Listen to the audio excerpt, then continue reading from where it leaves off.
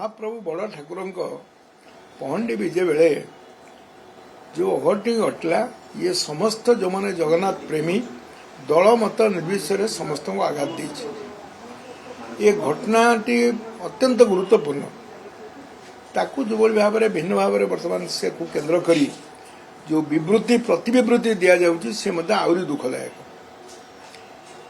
एथिरे कौन राजनैतिक कथा नहीं, ये भक्तर भावावेगर कथा। एथिरे किछि कुहागला प्रथमे जे लीलामय इच्छा ये बड़ी विवृत्ति आदौ स्मरणीय नुह कि ग्रहणीय नुहे। जदि लीलामय इच्छा हम ताले प्रशासन पक्षर एते प्रस्तुति करने आवश्यक नहीं।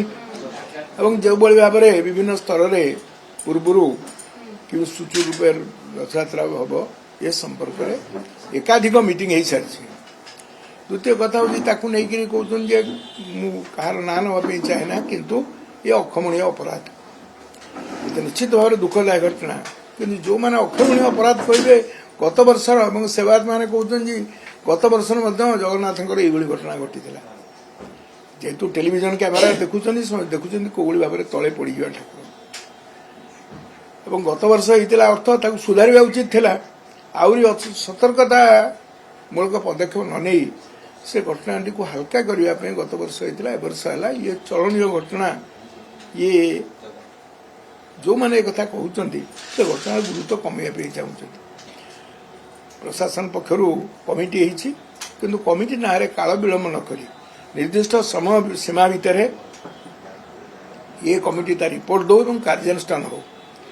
ये जगन्नाथ नीतिकांति को नहीं जगन्नाथ मंदिर हो समय विभ्राट हो मान्यवर सर्वोच्च न्यायालय भारत वर्षर सी किसी परामर्श देशार जो आमर विमल दास कमिशन से भाव में मत सुपारिश कर विधानसभा ए संक्रांत में मु बहु बार आलोचना करी। मोर प्रस्ताव थिला जे जड़े प्रथम कथा सुप्रीमकोर्ट परवर्ती अवस्था कहले जड़े जी एडमिनिस्ट्रेटर हम से कौन दायित्व रहा पुरी रे हेडक्वार्टर हम एपरी जब रेवेन्यू डिविजनल कमिशन लेवल हम आरडीसी ऑफिस हो पार पुरी रे एवं जी प्रशासक हम जहाँफल प्रशासन टेम्पल प्रशासन एवं राज्य प्रशासन भितर उत्तम संपर्क रुझामणा हो पार निर्धारित समय नीतिकांति करवा जदि ए व्यतिक्रम है ताबले कार्यानुष्ठान हवा उचित।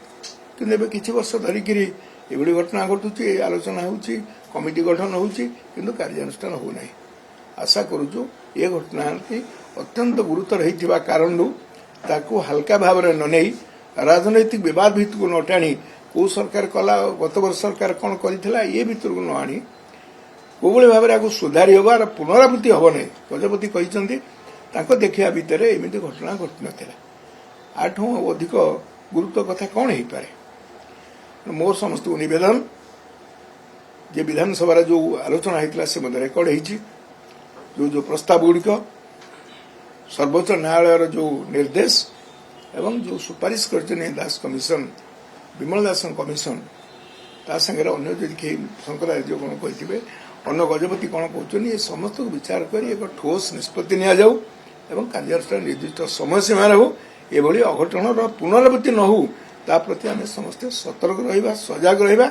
आ प्रशासन ओरी जा उचित न दायित्व खसई जे लीलामय इच्छा लीलामय इच्छा होता आम कौन आमर दायित्व किसी ना।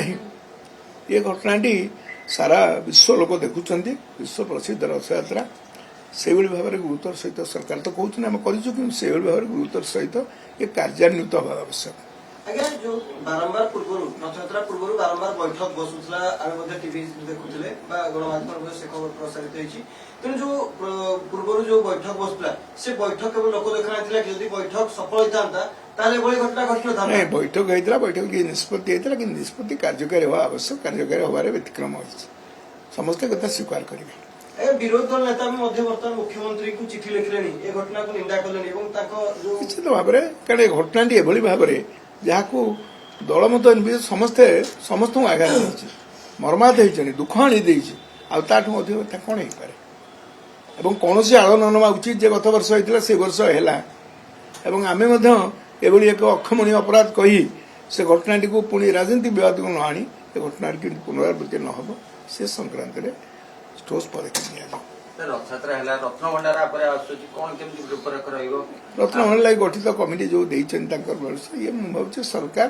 अत्यंत सतर्कतार सहित सजग हो कार्यक्रम तरवरिया भाव में कराऊना परामर्श नौ निश्चय रत्नभंडार जहाँ कही 14 तारिख दिन सरकार जो प्रस्ताव सरकार ग्रहण करेंगे रत्नभंडार खोलिला लोकंर मन भितर जो प्रश्नबाजी अच्छी तार अंत घटिବ।